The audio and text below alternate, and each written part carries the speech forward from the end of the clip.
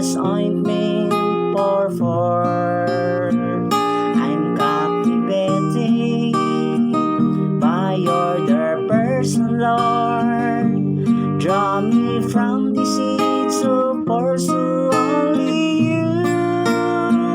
Moments with you, how I affectionate. Now I seize this opportunity to say